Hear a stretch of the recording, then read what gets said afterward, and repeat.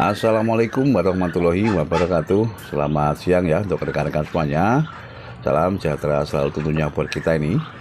Semoga untuk kesempatan kali ini kita dan juga ternak-ternak kita ya senantiasa diberi kesehatan dan juga kelancaran. Nah, untuk kesempatan kali ini ya rekan-rekan, nanti kita akan coba menjawab ini request dari salah satu rekan kita ya, yang menanyakan mengenai masalah bagaimana untuk kita memulai menekuni usaha beternak endok. Nah, nanti akan kita jawab ya sesuai dengan apa yang dahulu pernah kita rasakan. Nah, di dalam beternak endok ini ya rekan-rekan semuanya, satu nih yang harus kita ketahui itu adalah kita tidak boleh ambisius dengan masalah populasi.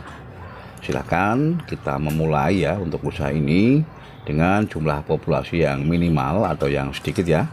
Nanti dengan bertahap apabila kita sudah bisa menguasai ya untuk masalah perawatan dan juga hal-hal lain ini tentunya, silakan untuk populasinya bisa kita tambah secara bertahap. Nah, ini kenapa? Dikarenakan kita kalau ambisi dengan populasi ya, biasanya akan terjadi sesuatu yang tentunya juga kita belum bisa untuk mengatasi. Dalam artian hal-hal yang negatif ya, bahkan juga bisa berujung untuk masalah kerugian dalam usaha kita itu. Makanya untuk saran saya ini ya, silakan untuk beternak endok dimulai dengan populasi yang sedikit, nanti bisa bertahap kita tambah sesuai dengan kebutuhan kita. Nah, untuk masalah ternak endok ini ya rekan-rekan, memang ini kalau kita pandang sebenarnya juga agak mudah ya barangkali, tapi sebenarnya juga kalau kita melakukan ya terjun langsung ke lapangan, apalagi dengan jumlah populasi yang lumayan besar ya, tentunya juga untuk masalah kendala dan juga rintangan itu banyak sekali. Nah, ini tentunya juga berbeda kalau kita beternak endok itu ya dengan sistem pembesaran. Nah, kebetulan kita dengan pembibitan ya, untuk masalah kendalanya juga itu memang berbeda-beda. Nah, silakan untuk rekan-rekan semua ya yang ingin beternak endok ini bisa dipilih untuk ternak pembibitan maupun dengan sistem ternak pembesaran. Kesemuanya itu kalau kita tekuni ya rekan-rekan, tentunya akan menghasilkan ya, dalam artian kalau kita bisa melakukan perawatan secara maksimal. Nah, ini juga sekalian saya jawab ya untuk rekan kita yang lain bahwasanya untuk ternak endok pembibitan itu Pak, apakah harus dengan sistem kandang umbaran? Nah, ini ya kalau kita bisa memahami ya rekan-rekan bahwasanya dengan sistem kandang tertutup pun tanpa umbaran untuk ternak endok itu juga bisa kita lakukan. Tapi yang perlu diingat ya, kita harus bisa menyesuaikan untuk jumlah populasi dengan luas lokasi. Maksudnya untuk populasinya ya, jangan sampai over, dan usahakan untuk masalah sirkulasi angin ya atau udaranya itu bisa bebas keluar masuk. Walaupun kita menggunakan sistem tertutup ya, tapi untuk masalah angin tadi itu harus kita usahakan bisa lancar. Nah, ini dikarenakan untuk masalah amonia ya rekan-rekan, amonia dari kotoran endok-endok kita itu tentunya kalau tidak bisa keluar ya akan menyebabkan hal-hal yang berimbas negatif terhadap masalah kesehatan dari endok kita itu. Nah, untuk masalah sinar matahari ya, karena kita menggunakan kandang tertutup itu tidak menjadi masalah. Yang terpenting itu tadi untuk masalah sirkulasi angin atau udara ya, itu senantiasa bisa bebas. Nah, ini sekalian pesan saya ya untuk rekan-rekan semuanya, bahwasanya di dalam beternak endok itu untuk yang pertama ya atau langkah yang pertama itu kita tidak boleh ambisius dengan masalah hasil. Nah, itu dikarenakan biasanya kalau kita ambisius dengan hasil ya atau fokus kita ke hasil, biasanya juga kita akan ambisi dengan masalah jumlah populasi.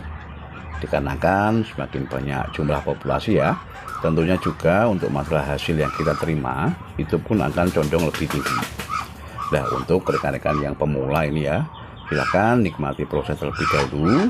Nanti secara bertahap untuk masalah penghasilan tentunya juga akan bisa kita rasakan.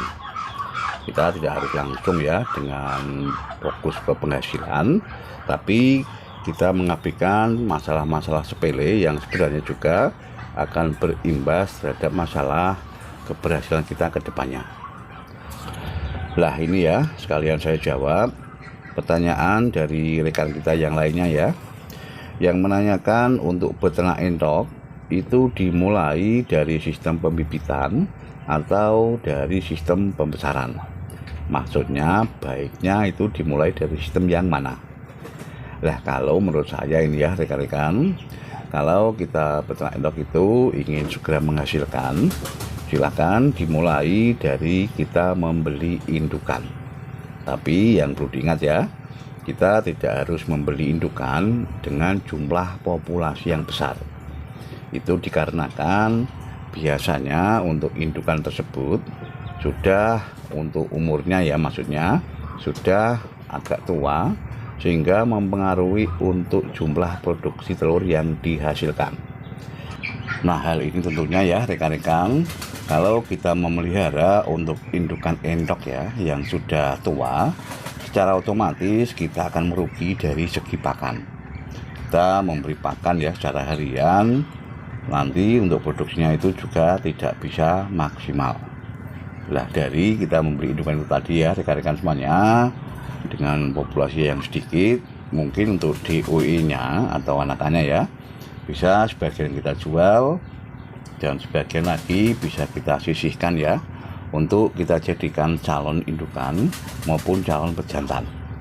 Nah, itulah kalau menurut versi dari kami yang ada di kandang tower.